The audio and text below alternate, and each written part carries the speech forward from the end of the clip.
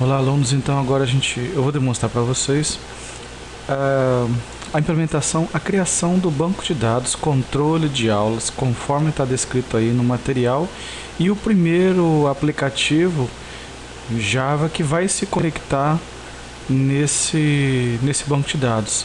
Bom, essa apresentação, esse material está lá na página 59. Então o banco de dados que a gente vai que eu vou mostrar para vocês é esse daqui. Bom, o que a gente vai fazer?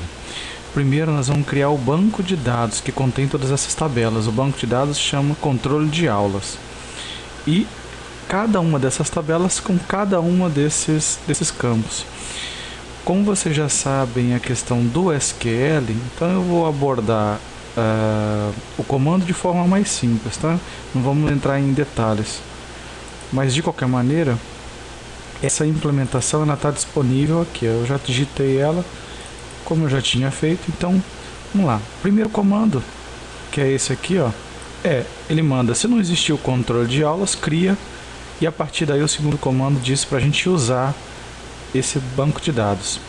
Esse bloco de código, ele diz o seguinte, que vamos criar a tabela aluno dentro de controle de aulas se ela não existir. Então drop table, né? Se ela existir, remove e vamos criar ela. Cria aluno e dentro de aluno nós vamos criar o atributo código de aluno, nome de aluno e idade. Código de aluno é auto-incremento, ele vai incrementar automaticamente, é um inteiro de 10 caracteres. Nome, texto de 10 caracteres, varchar, e idade inteiro de 10, não signo, não assinado, não tem sinal.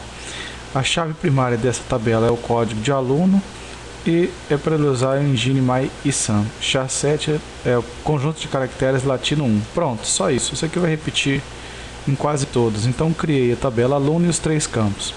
Aqui embaixo mando travar a tabela no modo de escrita para gravar essas opções todas e destravo. Se existir aluno.aula, vamos voltar lá para explicar. Como é que funciona essa tabela? Então, a ideia aqui da gente olhar aqui é a seguinte, ó, eu criei aluno aqui, acabamos de criar aluno. Aluno pode estar em várias aulas e uma aula pode conter vários alunos. Então é uma relação de muito para muito, que vocês já devem ter visto isso no banco de dados. Para isso a gente joga uma tabela secundária, que é essa tabela aluno-aula, que tem o código do aluno e o código da aula, que faz o relacionamento. Então para cada um aluno, então se um aluno faz 5 aulas, então vai ter 5 registros deles associado a 5 aulas. Aqui na tabela aula você tem o código da aula, o código do professor, que é uma chave estrangeira, né? FK, tem a matéria, o horário e a carga. E o professor que está aqui embaixo, que tem o código do professor e o nome. Lembrando que um professor pode ministrar várias aulas, tá vendo ali? Várias aulas podem ter somente uma relação aqui, e a mesma coisa aqui embaixo com alunos, né? Um aluno pode estar em várias aulas e uma aula pode conter vários alunos. Então essa é uma relação aqui de um para muitos e aqui de aula para alunos de muito para muito. É por isso que tem essa tabela intermediária aqui, que é o que nós estamos vendo aqui agora. Então tá aqui, ó, se já existir aluno aula, remove. Se não existir, cria aluno código de aluno inteiro 10, aula código de aula inteiro 10.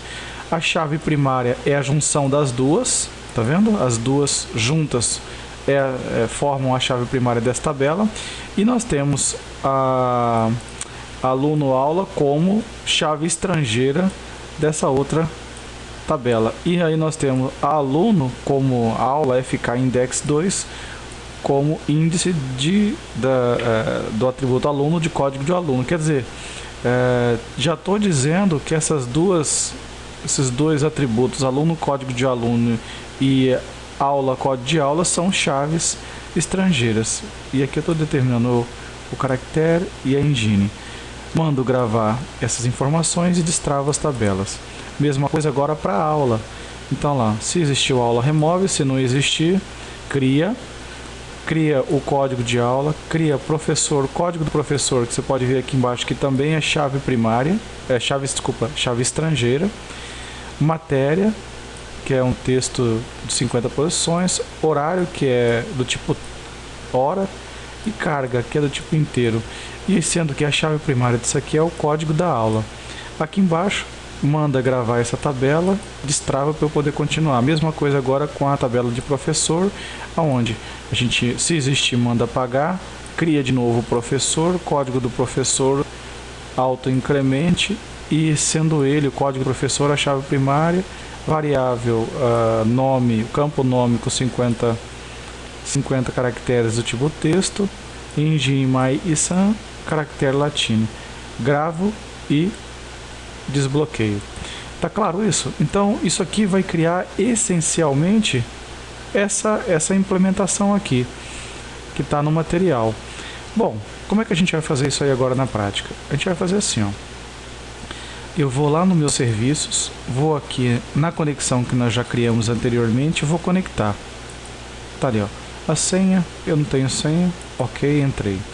Bom, a partir de agora eu vou mandar executar um comando, eu quero executar comando.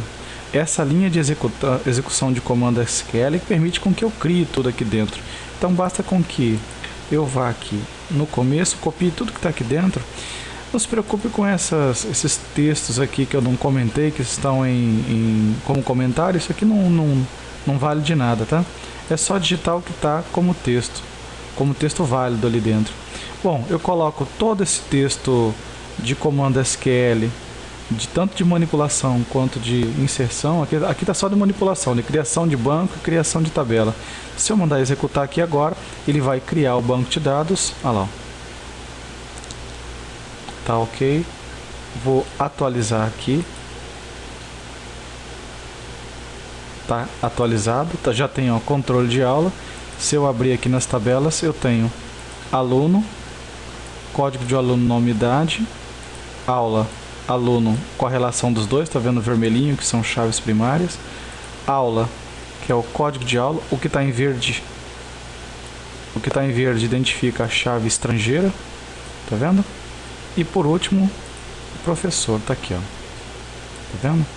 Então a minha tabelinha está criada completamente com os comandos SQL. Então posso fechar essa janela, posso até fechar isso aqui, prontinho. Então já tenho criado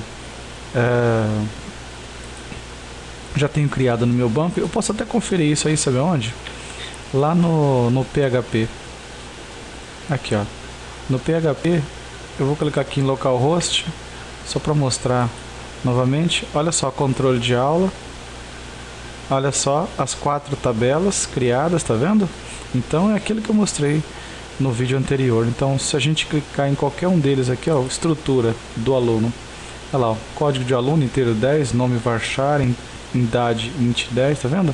Exatamente o que a gente fez com o comando SQL. Bom, a partir de agora vamos dar uma olhada num programinha Java que conecta esse banco de dados. Então, inicialmente, o que a gente tem aqui é o banco de dados BD1. Esse aqui é o código completo. Eu vou apresentar aqui para vocês. Esse aqui é o código completo. Bom, o que ele faz? Primeiro ele importa a classe Java SQL. A classe ela se chama BD01. Método main, estático, né, não retorna valor. E aí a única coisa que esse método faz é chamar a classe connect, só isso. Ele não faz mais nada. E o que essa classezinha faz? Tá aqui. Eu poderia deixar todo esse comando aqui dentro, ou essa implementação conforme o manual do livrinho, ele pediu para a gente criar separado, tanto faz, tá? Você pode ver que esse conecta também ele não retorna valor, então é mesmo cabeçalho aqui. A gente poderia ter colocado isso tudo aqui como parte ao invés do conecta aqui dentro, mas de forma elegante deixamos ele de forma separada. Então aqui, se eu colocar o método conecta, eu já sei que ele conecta no banco, não preciso mais me preocupar. Então o que ele faz? Primeiro ele cria um objeto do tipo connection, que no caso aqui foi chamado de conexão. Aqui ele vai apontar para o driver, ou seja, o endereço da classe que corresponde ao banco de dados. A gente pode até dar uma olhadinha aqui, ó, que quando na aula passada, quando nós clicamos aqui, eu tenho uma opçãozinha de personalizar que ele fala para mim, olha só, a classe do driver. Quando nós instalamos isso aqui, nós conectamos o MySQL Connector que nós fizemos o download, e ele já automaticamente colocou essa informação dizendo que esse aqui é a classe do driver. Ora, se isso aqui é a classe do driver, é isso que a gente tem que usar lá no nosso banco de dados. A mesma coisa, com.mysql.jdbc.driver. Se eu for dar uma olhada lá no meu arquivo, ó, olha só, com.mysql.jdbc.driver. Ok, então aqui é o meu driver. Essa aqui é a URL. O que é a URL? O URL indica o caminho do que eu quero fazer. Então, inicialmente, eu disse que eu quero usar o protocolo JDBC, que é o Java Database Connection, para o MySQL, aonde na máquina localhost que está escutando na porta 3306. Bom, além disso, eu quero já conectar no banco controle de aulas.